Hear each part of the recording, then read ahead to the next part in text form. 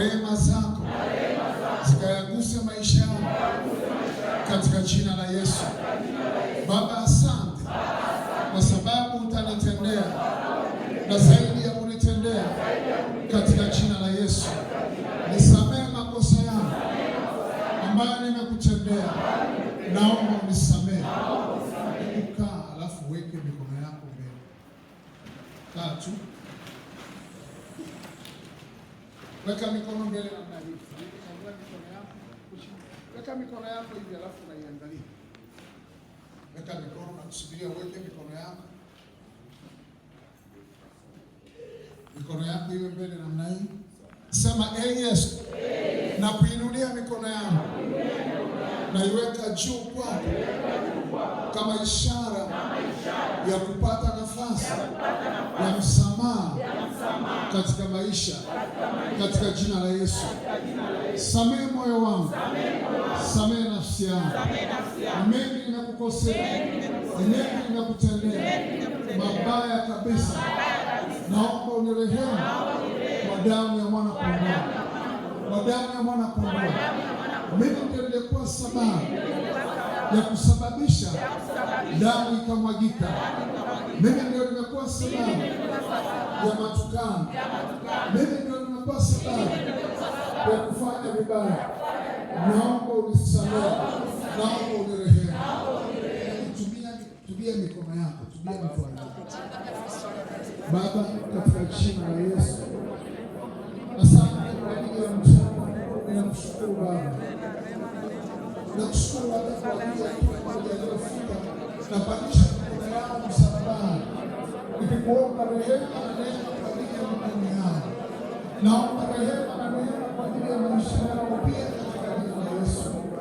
Baba, tusamehe pale ambapo tumekuwa sababu ya kuangusha wenzetu nyuma, kwa sababu ya tabu na matatizo, kwa sababu ya fikra mbaya.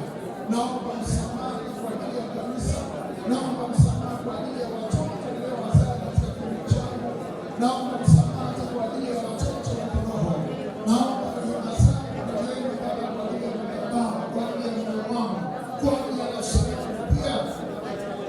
Nafsi yangu na kubariki. Baba, naomba msamaha. Baba, naomba rehema zako kwa ajili ya mikono hii, kwa sababu mikono hii inagusa kila mtu. Naomba msamaha. Inagusa kila kitu.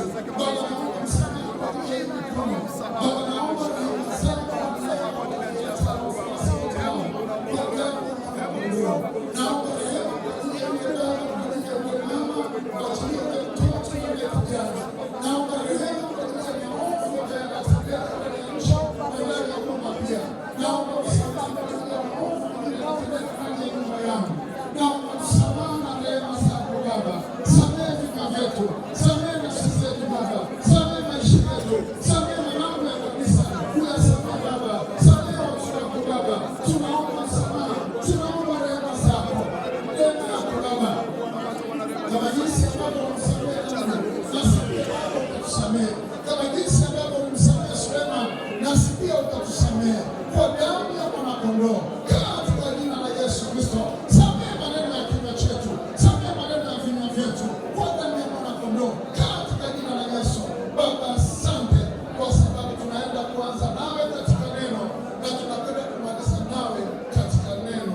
Ni katika jina la Yesu Kristo, na kila mwenye pumzi aseme amen. Hebu mshangilie Bwana kwa vigelegele. Bado makofi yalikuwa machache, kila mtu alikuwa na shughuli zake. 1, 2, 3, makofi kwa Bwana. Ongeza tena makofi zaidi kwa Bwana. Punga namna hii. Sema Yesu amenisamehe. Sema Yesu amenisamehe. Kwa kuwa Mungu ni wa huruma. Yeye amenisamehe. Yeye amenisamehe. Kama angelihesabu makosa, tungekuwa wapi? Lakini Bwana amenisamehe. Kwa jina la Yesu, ninaamini hivyo. Kama unaamini hivyo, mpe Bwana makofi. Asante. Mama yako namna hii, namshangaa. Sijui ampike na ni kweli. Bwana asifiwe. Amen. Yeye ameona kuliko kushangilia kwenye harusi ya shangilia hapa. Amen. Shangilia tena mama, sio baba.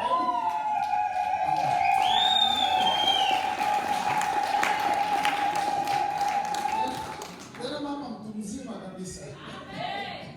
Lakini wasichana wenye nguvu wanashindwa kufanya nini? Jamani, Usisahau jambo moja. Hizi ndio nyakati za mwisho. Na wakumbusha tena leo kwamba nyakati za Biblia inasema utasikia mtu anakufa pale hapa pale. Kwa mwezi mzima unaweza ukahesabu ukakuta kuna boma moja imezika zaidi ya watu 15 mpaka 20. Sasa ndio yenyewe ule ujumbe ambao alikuwa anawafundisha miaka 3 iliyopita ndio sasa. Usifikiri kitatulia, kinakwenda kabisa. Mpaka unafika mahali wewe mwenyewe ukifiwa hauna sababu ya kumwambia jirani. Yaani unazika mwenyewe na ndugu zako mnamaliza. Unazika mwenyewe na baba na mama mnafanya nini? Ndio nyakati za kujitakasa na kujiweka mbele za Bwana. Utadharau na kucheka, lakini siku ikifika utasema hichi ndio kilio cha kusaga nini? Amen. Ni kwangu na kwako. Kilio sio cha kwako, cha kwetu wote. Mimi nakuwa unaweza ukamaliza zaidi ya miaka 5 ukasikia kifo cha mtu huyu, tena watu wanashangaa. Siku hiyo mtu akifa watu wanalia mpaka wanazimia. Lakini maandiko yanasema kadri mnavyoenda mtazidi kufanya nini? Zoea. Kwa hiyo kwa sasa watu wengine wamekwishazoea kabisa. Kumuuliza mtu anakwambia ni kawaida, ndio sasa. Kwa hiyo ndio wakati wa kujiweka mbele za Mungu sawa sawa. Haujui kesho yako wala unajua ndio. Biblia inasema maiti ya mwenye haki wangu haitafanya nini? Yaani mtu ambaye anajibidilisha kuomba sio kuombewa, yaani kuomba wewe mwenyewe unajifua peke yako. Kwa unapoomba zile nguvu za Mungu zina tabia ya kukaa ndani ya mtu, lakini usipoomba zinahama. Hata kama una unabii mkubwa namna gani, kama hautaomba zile nguvu haziwezi kukaa ndani. Wamama wako hapa. Wamama mpo eh? Hebu nyosha mkono kama mpo. Hebu mtoto wako ajifungue, binti yako au mkwe. Alafu msimuogeshe kabisa ndani ya miezi 3. Hiyo nyumba inakuwaje? Inakuwaje? Inakuwa mbaya. Basi ndio hivyo, mtu akiacha maombi ndivyo anavyokuwa. Kwa hiyo unaoza pasipo wewe kujua. Unatembea ukiwa umekufa angali uko nini? Uko hai. Kwa hiyo jitahidini sana wakina baba, sasa baba ni wavivu. Jitahidini afaka na mama Sakina anasema, Mungu nisaidia, shekia hivyo. Lakini baba wanakuwa ni nini? Ni wavivu wa kuomba.